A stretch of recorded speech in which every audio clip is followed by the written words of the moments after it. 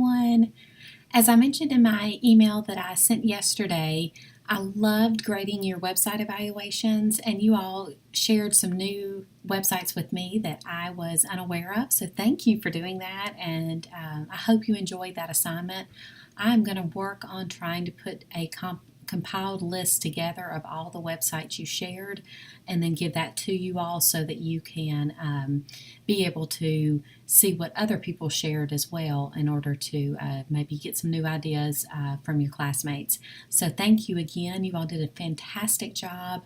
Grading your work has just truly been a pleasure. So thank you for making these past 3 weeks and 2 more weeks very enjoyable as I look at your work. As I mentioned, I do want you to make sure when you do your standards paper that's due this week, as well as your future assignments, when you're asked to align to standards, I want you to make sure you're aligning not only to content standards but to the mathematical practices. And so it's kind of come to my attention that for some of you, it may be that you're not quite aware of what the mathematical practices are and where you can find those in your standards, because I think a lot of times we focus so much on content standards because that's what we're tested on, and that's maybe what our administrators push towards us as well, that we kind of overlook the practices or maybe even aren't aware that they're in the standards. So first of all, where you can find the standards for mathematical practices are those are located in the Tennessee Math Standards. When you pull up that big long document for the Tennessee Math Standards on their website, you can find those starting on page 9. Now the pages are not actually numbered in that document, but if you scroll down to page 8, you will see that cover page that says Tennessee Math Standards, and that's all it says on that page. The following page starts with the practices. So basically, the background on the practices are they came out of Common Core, and then once Tennessee quit using Common Core, they kept the mathematical practices, and it's such a good thing that they did, because really what these practices are, these 8 mathematical practices, they identify what it really means to do mathematics in your classroom. And so if students are meeting these practices through the tasks and activities and the work that they're doing with you in the classroom, then they are truly doing mathematics and most likely also learning their content on a much deeper level, which obviously we want them to be doing. So one of the things you'll be reading next week in week 4 is a chapter from Mike Flynn's book. This is his book, Beyond Answers. Mike Flynn was the one that you listened to the podcast for this week on Talks with Teachers. So next week, you'll be reading a chapter from his book.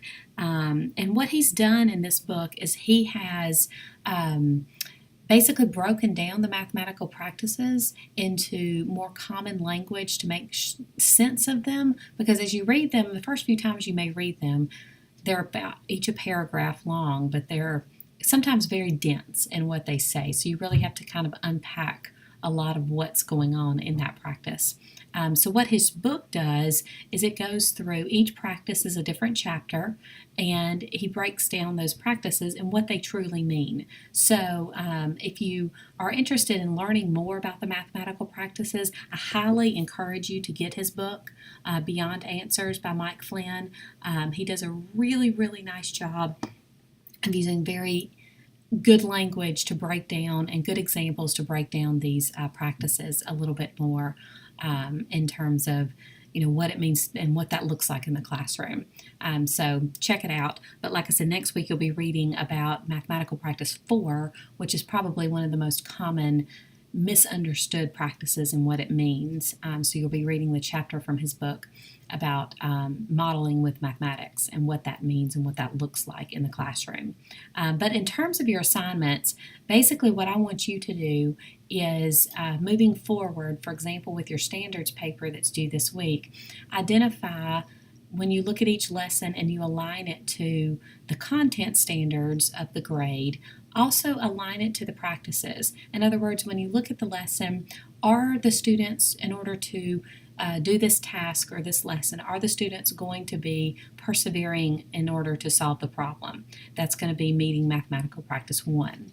Are they going to be reasoning abstractly and quantitatively? That's going to be mathematical practice 2, and so forth. So if you're not familiar with these mathematical practices, I first encourage you to read through what each one says about it on the Tennessee Math Standards on that page 9, just to familiarize yourself a little bit and then align to the standards. I want to read very quickly before I finish up just the beginning of the Mike Flynn book, just to give you a little bit more information on these standards.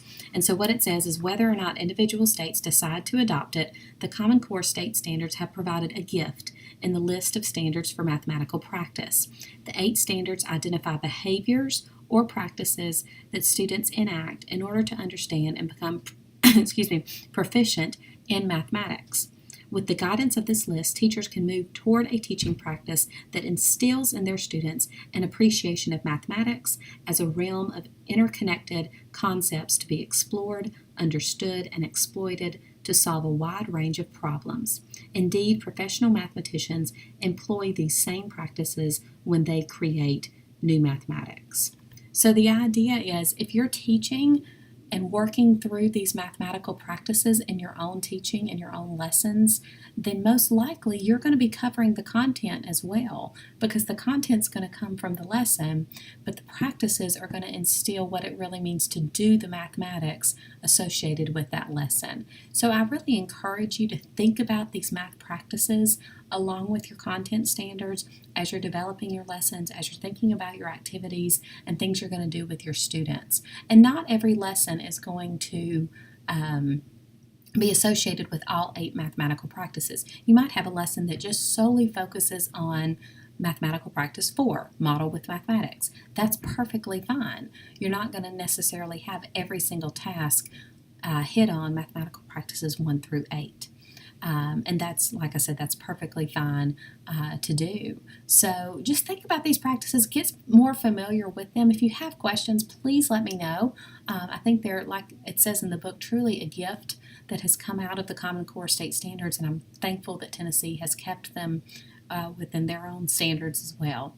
So I look forward to seeing your work on your standards paper, continuing to read your discussion board post, and just moving forward. I'll be posting another video later today on week 4 preview of what's coming up.